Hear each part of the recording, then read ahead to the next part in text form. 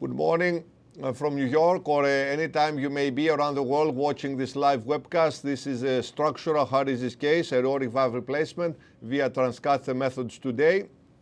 Let me remind you that you can always send us a comment or a question at the website, at the, I should say, email, info@structuralheartlivecases.org. And you can see this case, if you miss it, or any other case in the archives portion of the website you're watching. Let me remind you, tomorrow the structural heart and coronary and vascular heart symposium will be live here at Mount Sinai. I'm going to give more details in the end of the webcast. So without further delay, let's go and meet Dr. Sharma and the team in the catheterization laboratories.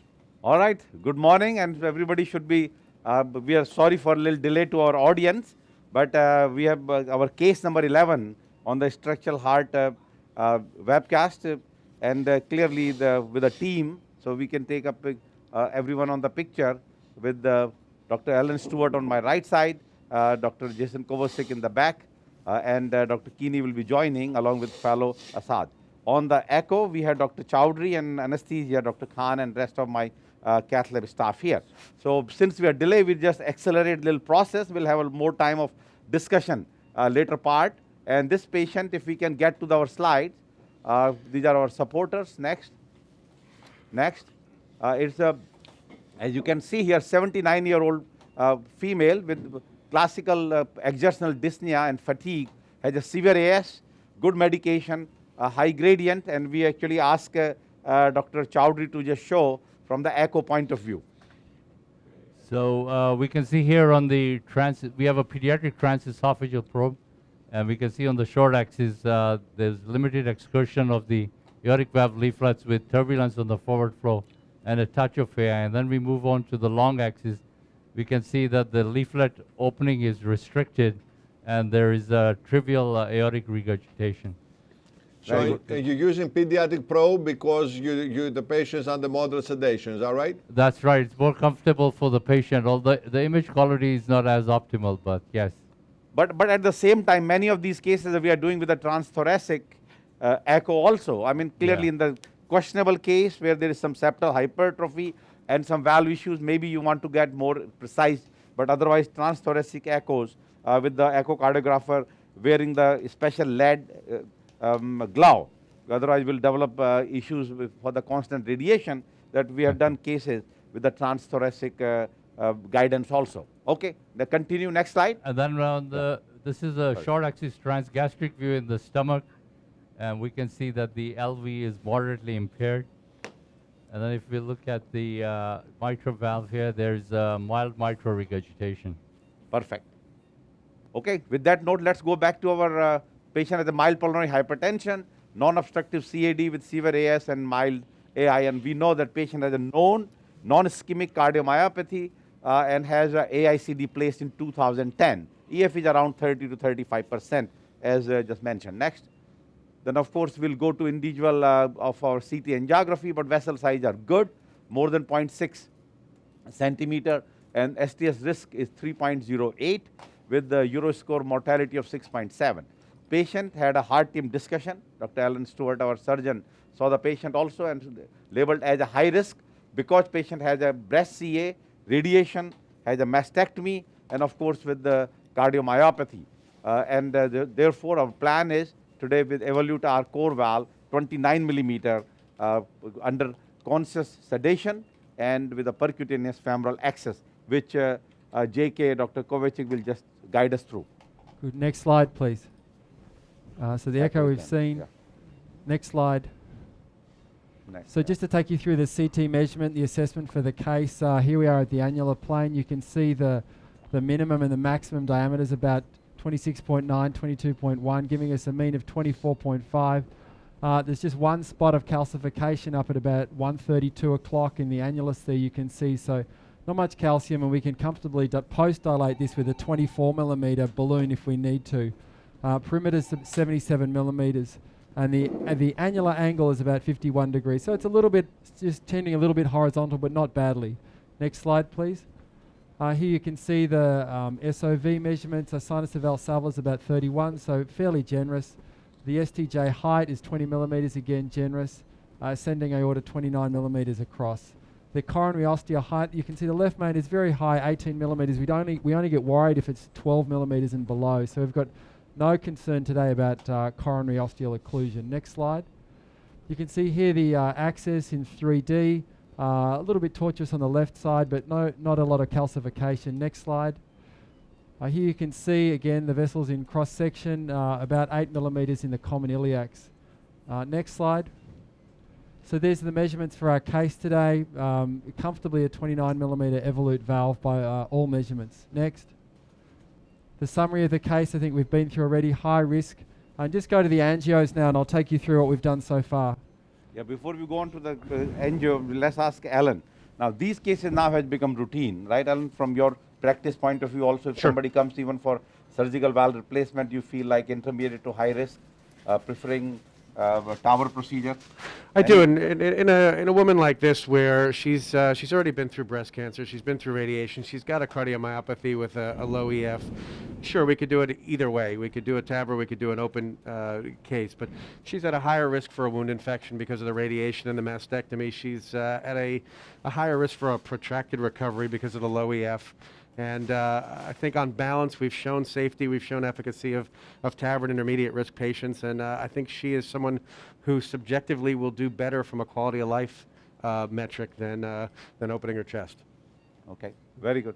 Now, JK, want to take us through to the angio. So this patient, very interesting, had very, very high bifurcations of the external iliac into actually the profunda and the superficial femoral, so much so that on the left side there's basically no common femoral artery at all. So we've stuck into the superficial femoral on the left. This is our access point for the big sheath. We knew this was a very high bifurcation on the right. We've already put a wire, crossover wire up and over. That's an 018 wire, and we're just checking if we're high enough here. You can see here, this is a very LAO projection. Our first stick, this is just with a 1 French introducer sheath. We're actually in the superficial femoral here, so we restuck this, got higher, and you can see now we've successfully got right up into the common femoral there, and this was our access point for the big sheath. We're checking here that the valve has been properly aligned and properly seated. The paddles there are nicely flush with the core valve. So at the bottom part of the valve. Exactly, the core valve is loaded and ready to go. Getting our root shot here to correctly align the cusps. You can see here this is an LAO caudal projection, nicely aligned the cusps in a horizontal plane, and we can see all 3 cusps there. Here we are taking in, we've gone with a solopath sheath, so 2 pre-closed sutures have been placed in the right common femoral. The solopath went very easily. We inflate the solopath to 20 atmospheres and it takes it up to the full size of 18 French, and we're ready to go. Good. All right, and Dr. Keeney just joined. Anouk, you can comment on this now. Evolut-R, particularly with the recapturable condition, the device also, that what is our experience in terms of recapture or putting a second valve in a valve so far? Actually, the recapture, I would say the valve morphology and the way the stent is way better than their first generation. So though we are able to recapture, I can say ever since we started doing this, we have only recaptured 2 valves and 0 valve in valve since we started using the Evolut. Agree, Alan? Yes, I agree. And that is very important because one of my point of discussion today is the valve degeneration and thrombosis. And valve in valve has been one of the important factor in patients present with a TAVR thrombosis as well as valve degeneration. So idea is that you are able to put a valve which you can recapture, and that's I think many of the other designs like direct flow where you have full deployment and still you can change the position is very important, and same thing will happen with the other valves which are going to come in the future. That ability to adjust just sort of full deployment. I think where it really comes into equation when we are having these cases who have a little bit of a septal bulge. We are not talking the true, is where patients have some kind of a septal bulge, where we know where should we exactly start placing the valve, whether we are at the level of the annulus 4 millimeter down, 6 millimeter down. This is where we try to think 4 millimeter is good. If it does not, when you are, if it has moved up, you are able to recapture and go back in and place it properly. I think in that, those kind of patient population, the valve really plays a very important role. We'll try with L1 catheter now. Yeah. What happened is we had the AR2. Actually, wire has gone in. Wire? Yeah, no. Very good. Keep it in. No, No, no, but we don't have no. the We room. don't have wire here. Yeah. What happened is AR2 was not pointing properly. So now we are going with the AL. But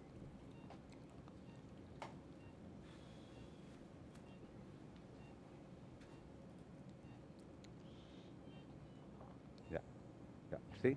So it's clearly that. Even when you put AL down in the groin, it went in. Yes. Okay. So we are ready here for quick let's measurement. see. Yeah, pull back. The wire position is good. Good. Okay. You want to go to the lateral view? Okay. Why? We No, can no, show the it's good. gradient. Now you do valvuloplasty. We do the valvuloplasty here. So can we see the gradient here on the screen, Okay. please, the hemodynamic? Can we see the hemodynamics on the screen? Soft wire. Catheter. Soft You want to wire. rewire, reposition the wire. virus. Okay. I mean, Yeah, the as you catheter. can see that although gradient is there, Yeah, 40 there plus is about 40, but yeah. the catheter is not pointing well. So Yeah. clearly we learned that this step is very important, that you take Okay, very good. Let's your go back wire. to angio, please. Yeah. And then position your wire into the apex. You know, it's such a small thing, but we learned that this is what can create a problem. Flushed. It's a very dilated ventricle. Good. Yeah, the pigtail will help a lot. Yeah. Now we have to change. We can just go with this, right? Okay, I'll leave it Yeah, there. yeah. No, wait. I think pigtail will Yeah. be better. Good. Oh, Yeah, yeah, that's yeah, good. yeah. That was sticking in the valve. Okay. Well, it kind of became like a pigtail, this one, so it's good. Definitely at the true Modify apex. AL1 into pigtail. Yeah.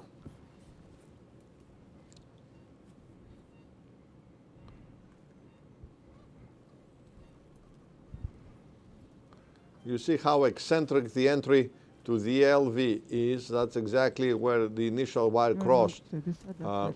anyhow. You and Ellen will deploy. I'll just Compress after them. dilate here. So now we have balloon Let which go. There's a 20 20 millimeter balloon. millimeters in it. Why is he moving? Amen. Good. Let me have the floor. Now we need a little extra sedation. Sedation, please. Hold the wire, hold the wire. Yep. All right, so typically perform the BAV in the RAO projection so we can have a better understanding and control of the Go. level of the valve, and you can Start see that pacing here. at 120. The pressure is okay. Yeah. We have to sedate the patient a little bit, he's waking up. Yeah, good. Okay, go with the syringe. Cine. What happened? Done. Cine. Finish. Okay. Done. Stop pacing. Good.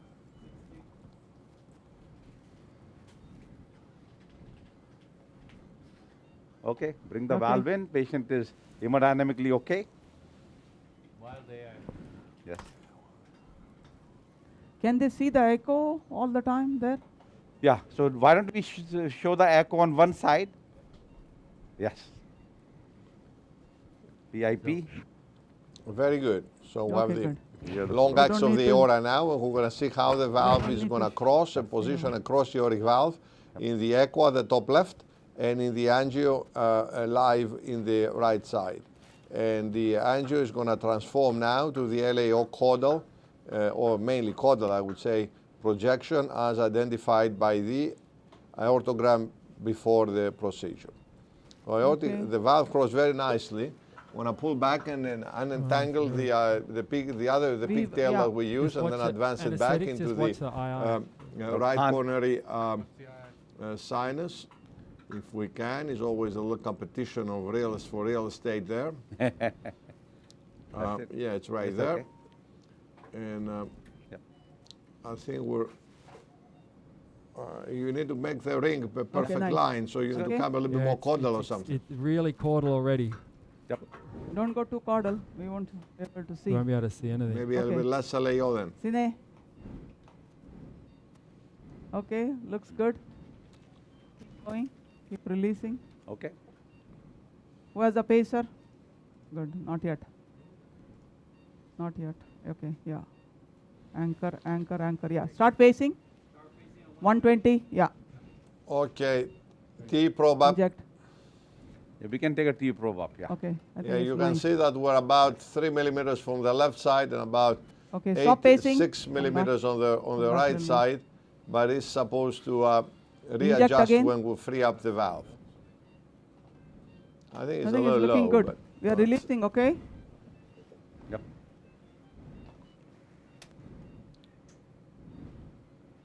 Yeah, and you see it readjusted, and although Wire. it was on the lower side in the right side, now it is adjusted and it is about 4 millimeters on each side.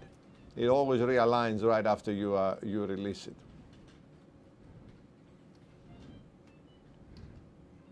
All right. How is it looking on echo?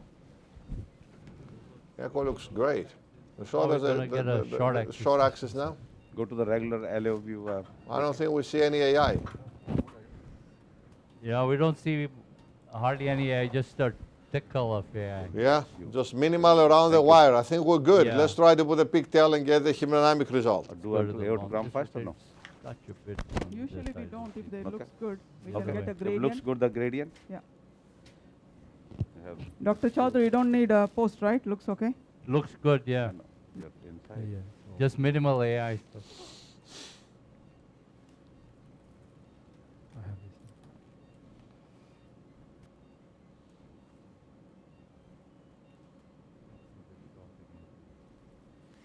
Okay, so right now we're waiting for the Hemodynamics, wire yeah. to be exchanged for a pigtail in the LV. Yep. So we're going to have the second pressure. The blue pressure is going to be the LV. You see, actually, it's a yellow pressure. It's going to be in the LV, and the red pressure is in the aorta. That needs to be flushed a little bit.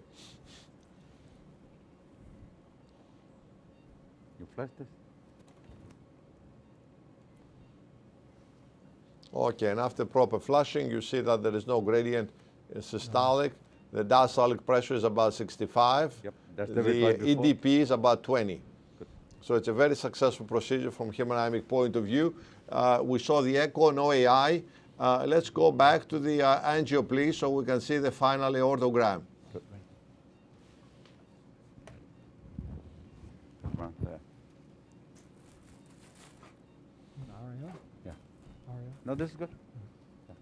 Very well. Good. Okay. Okay. Ready? Ready for the aortogram? Yep. Inject. Good. So just a 1 One plus, plus. which is allowed, which is part of the or part of partial of the equation. And where And- diastolic pressure is about 60. No, 70. 70. 70, right? Yeah. Yeah. So from procedure point of view, we are completing. There is nothing else need to be done. We have taken the pigtail out of the ventricle. Can the echo team show us a little bit of the echo in the big screen, please, so we can appreciate While the you start echo, doing your thing. long and short axis, without any equipment through the valve. Yep. No AI by the echo. Yeah, right now we So- can remove the echo. We don't need the fluoro because we have Yeah. seen the last picture. Let's Exactly. just keep showing some echo and some Yeah, fancy views no of the AI echo. by the echo. So this is the short axis of the echo. We don't see any aortic regurgitation, and we'll move on to the long axis. And again, we don't see any regurgitation. And we don't see any flow across the annulus or anything, so it looks good.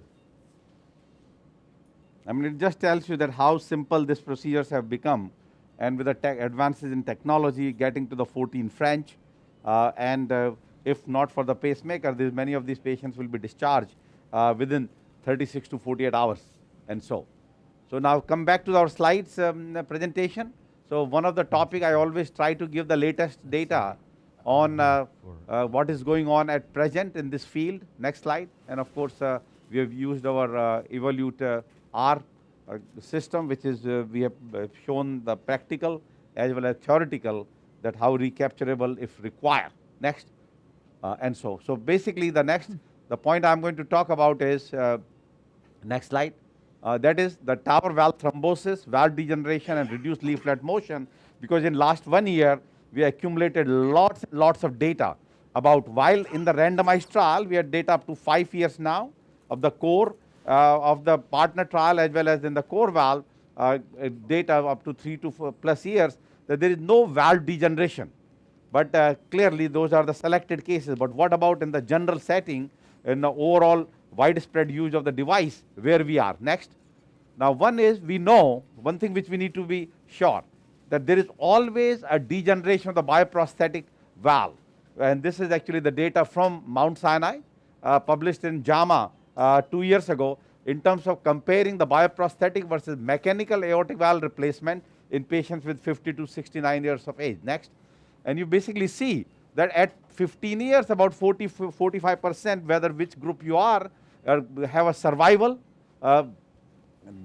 Is identical, which is what we learned, that maybe younger age could be different. Of course, elderly age, we don't use the mechanical valve. So in this the age group, 50 to 70, the overall survival is identical. Next, except there are some advantages and disadvantages of one versus other. That is, the stroke rate was identical, but reoperation with the bioprosthetic valve is much higher compared to mechanical, and that is the key.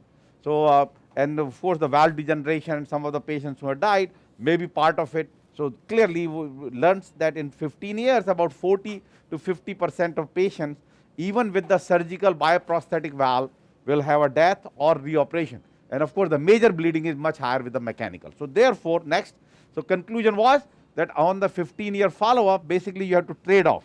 And therefore, by every means, you can recommend now that bioprosthetic valve should be the preferred approach, because you don't have any differences, you don't need to take anticoagulation, and there is lower bleeding. And of course, we know when your bioprosthetic valve degenerate, you can always now do the TAVR in these patients. Next. So then come back to this issue, the two issues which we are coming up for the TAVR valve. One is the valve thrombosis. So there is a big multi-center registry of 1400 plus patients, and you can see that the TAVR, the thrombosis rate is about 0.61%. So 0.6% develop the thrombus and thrombosis. Next. And this actually in all the valves, and these are Dr. Marchina, who will be here 2 days later in our symposium, have presented the 4 cases, next, of the thrombosis of these valves. And many of them, they present, of course, pathologically, but otherwise also by increasing the gradient and the symptoms. Next. And clearly they have seen that there is a thrombus formation on the valve. At autopsy, of the 4, 3 died, and one of them actually improved because they diagnosed beforehand. Next. And that is by giving warfarin, and that's a very important. Once you see the thrombus, what we learned, same with the bioprosthetic, that TAVR prosthetic valve, also TAVR valve, that warfarin will decrease the gradient, as shown in this one particular case, who did not have the bad outcome. Next. So then second issue comes, that what is this valve hemodynamic deterioration? One was the thrombosis, which is very rare, but then this is the whole phenomena of the leaflet thrombosis and the valve, TAVR valve hemodynamic deterioration, with the recent very careful analysis by the echocardiography, and so has been presented with the multi-center registry. Next. And this basically, that it was defined as more than 10 millimeter gradient in the transprosthetic from the baseline. So baseline was 5, so if follow-up became 15, that is your call as a valve hemodynamic deterioration. And the mean gradient increase in the overall group of this 1500 patient was 0.3 plus minus 5 millimeter of mercury per year. So very low. Remember in the past, we have the native valve degeneration or aortic stenosis progression, we say that it's about a decrease of 1 centimeter and then gradient of about 10 millimeter per year. With the prosthetic valve, because this is still early, that we have only 0.3 overall. But if you take that, more than 10 millimeter occurs in about 4.5% of cases. So that's a good understanding that about 4.5% of patients have this valve hemodynamic deterioration. Question is, who are those? Because overall it's 0.3 only. Next. And that basically shows that this is our area of particular follow-up, that yes, valve gradient increases, and of course there will be a corresponding reduction in valve area. Now reminded, we have shown in our earlier structural heart symposium here, that 5-year follow-up of the partner 2 trial, there has been a no decrease in the gradient. But this is in the trial, but overall there is clearly the slight increase in gradient, albeit a small one, but does happen after the TAVR placement. Next. Good. So now this is what they did is they divided the patients who had the VHD, valve hemodynamic deterioration, versus no VHD. So this is the overall process starts around 3 to 4 years. But clearly that those who have it, their gradient increases. And who are those patients? One is those who are not on anticoagulation, valve in valve, less than 23 millimeter transcatheter valve, and greater body BMI. So all these patients are more predisposed for the valve hemodynamic deterioration. Next. And these are the individual odds ratio for each of these endpoints. Next. And basically these are basically showing that anticoagulation, no anticoagulation is the one to me is really coming up, sticking out, which can be modified. And that is that patients who are anticoagulation have a less valve hemodynamic deterioration, signifying that it's probably the thrombus formation on the valve which is causing this deterioration of the valve. It's not all of them are on dual antiplatelet therapy, at least for 6 months, and then of course the aspirin for lifelong. Next.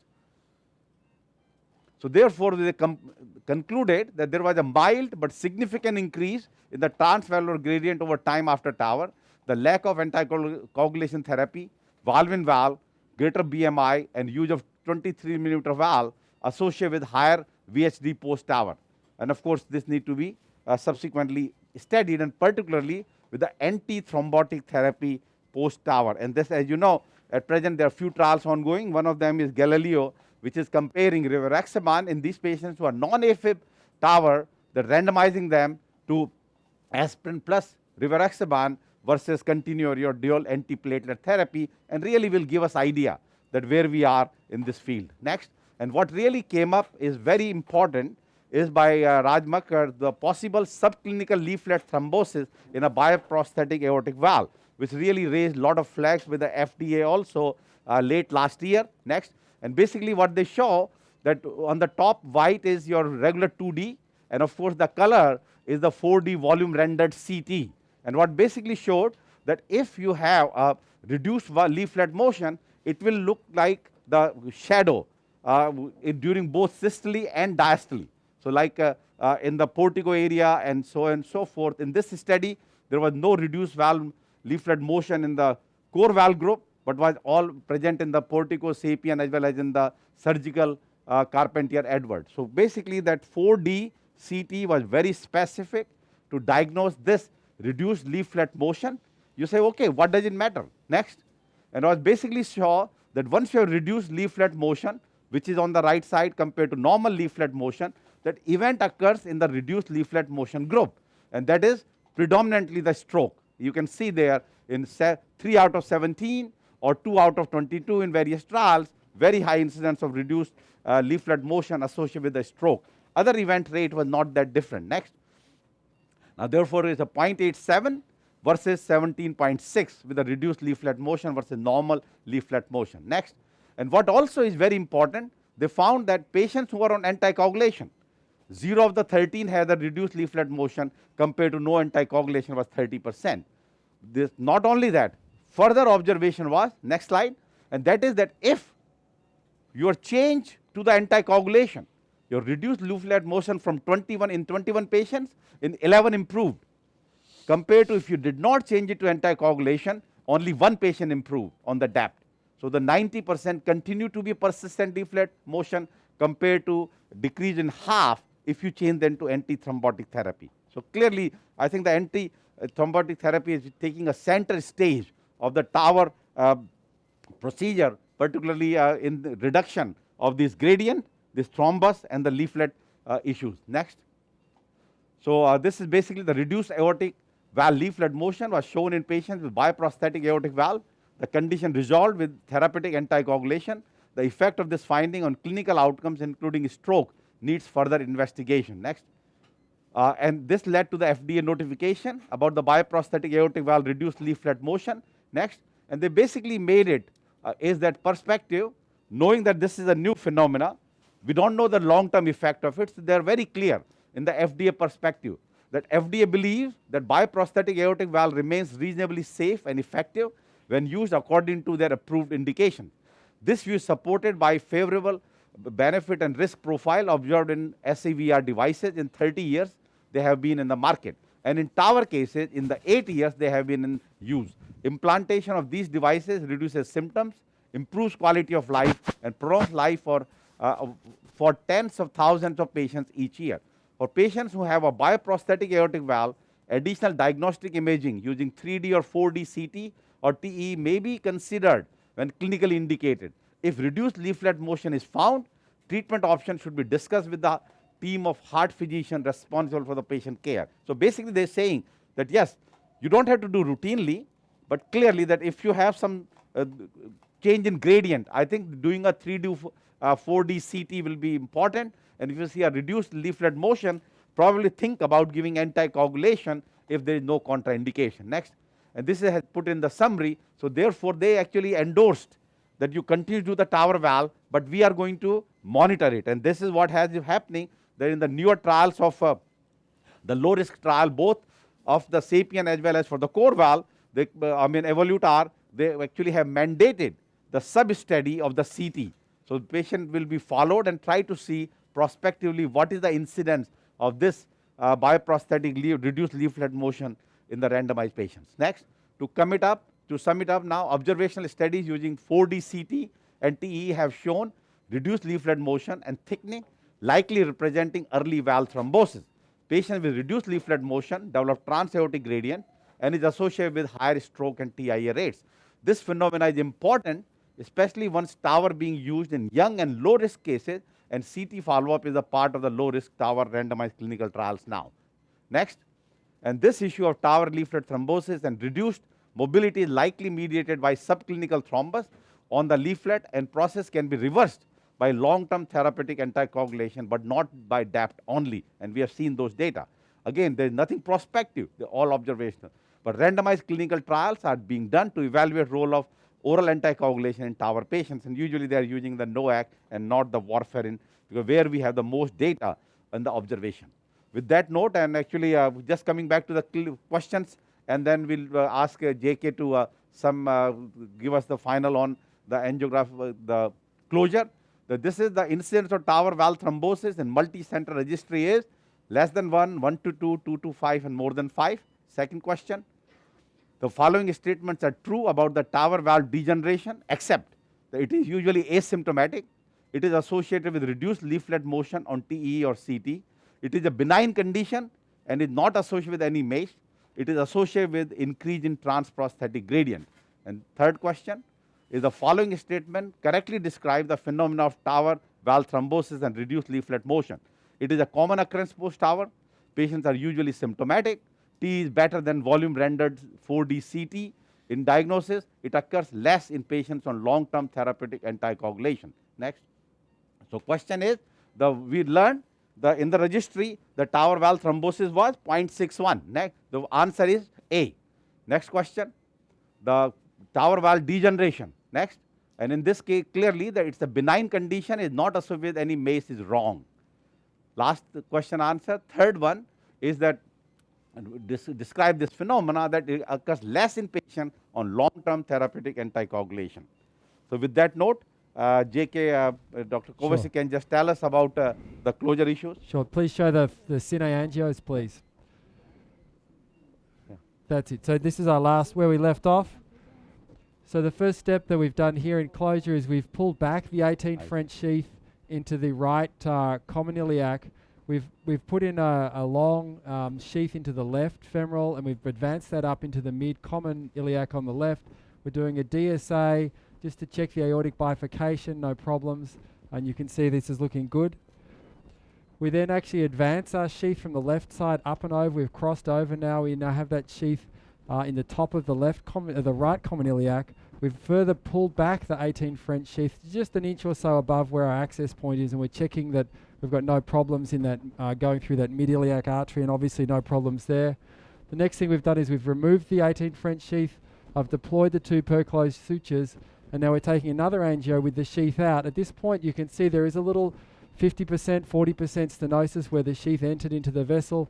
We have both an antegrade and a retrograde wire at this stage, so we have great control. But with this mild little stenosis, what we did is we pulled out the retrograde wire, so pulled out the wire the sheath was on, and advanced a small balloon. This is a 7040 balloon across to where we actually access the vessel. 4 atmosphere inflation for 30 seconds with a 7040.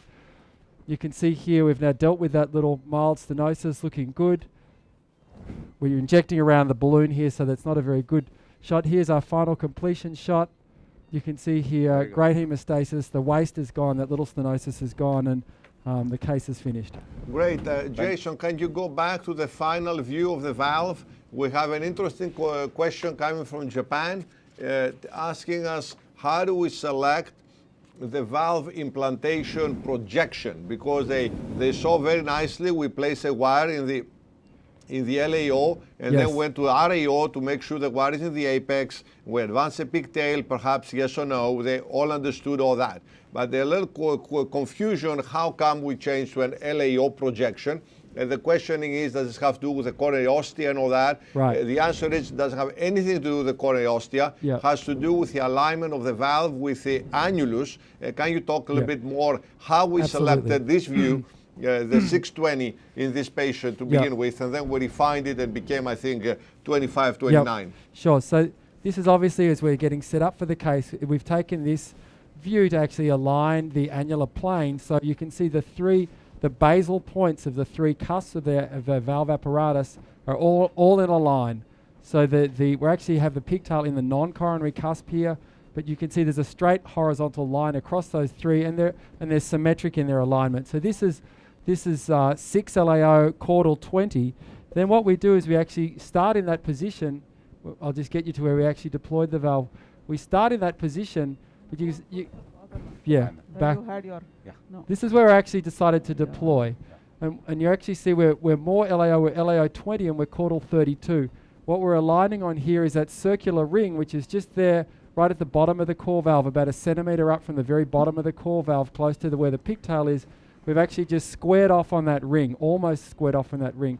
Normally we just do that by adjusting AP and caudal, but in this case we're already very caudal, and you can sneak a little more alignment of that ring by going just a touch LAO as we did. So we've actually got side onto the valve here for the final deployment view, and that's how we set ourselves up. And I think Yeah. one point, GD, maybe you can tell them, the key is that, the oval shape that you normally back, see yes, at the it's back. distal end of the ring should Yeah. look like a straight line. Yeah. And until it looks like a straight line, though you take Exactly. an aortogram, doesn't matter which view your aortogram is, you still Exactly. will move around. Right above the very distal tip Yeah. of the valve, Yeah. there's Yeah. a little bit of a ring. Yeah.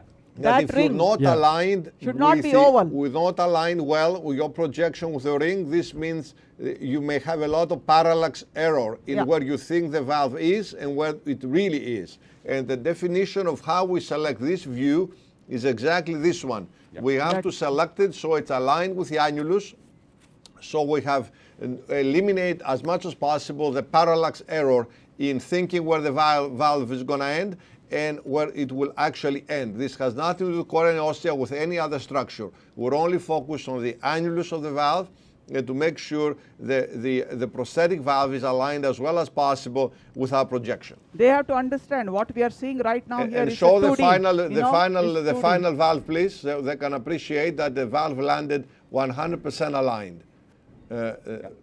100% aligned in the end, because you see just a straight line in the top or at the bottom of the valve. You don't see any oval much. So the valve is exactly aligned very nicely with our projection. You're saying something? A very No, good no, question, I was though. just, GD, other question that we needed to tell them is this is what, when we are doing aortogram and we are placing the valve, it's just a 2D view we are seeing, but we don't know the 3D part where the valve is going to end. And that is why it's very important that before you start releasing the valve, that the ring, which is oval shaped, has to be a straight line, making sure the posterior part or the non-coronary part, that the one that we are not seeing, the valve will be still at the level of the annulus or below the annulus and not move up. In That's certain, correct. Yeah. And the in- CoreValve only has this ring Yeah. assessment, which makes it sort of easy, I would say, to see Okay. that. All right. With that note, we are done from our side. Okay, I'd like to thank the Dr. Sharma, Dr. Kinney, Dr. Stewart, Dr. Khan, and the anesthesiologist, Dr. Chowdhury, all the nurses and techs, and say goodbye to the cath labs. And Yes. then we go to our announcements. We have a lot of things to talk about. Number one, next structural website here in the same time, anywhere you may be around the world, August 9. Again, Tuesday, August 9. If you have any questions about this webcast, we will continue answering the other blog, and email us please at info@structuralheartlivecases.org. You can see this case as well as any previous case we've done at the archive part of this website. And let me talk a little bit about our symposium that starts live actually from today. We'll have a function for the endovascular fellows course today at the Convene Center, and you can see this as well as the entire program at cccsymposium.org. The 3 C's in the beginning, cccsymposium.org. Tomorrow is a Wednesday, June 15. We're going to have the endovascular symposium event here at Mount Sinai Main Medical Center in New York. And there will be an evening symposium for the coronary program later in the evening tomorrow, Wednesday evening. And that will be at the Sheraton, New York. And there will be the coronary and structural heart symposium here at Mount Sinai on Thursday, June 16th. And on Friday, June 17th, we will have the coronary and structural fellows course here, or board review course, I should say, here at Mount Sinai. So this will be the various activities starting from tonight, and the vascular fellows program, dinner, and we have tomorrow a whole day, the endovascular course. Then on Thursday, we have the coronary and structural heart disease course, and Friday we have the board review course for the coronary and structural fellows. I think at this point I'd like to conclude the webcast, and thank you for your attention.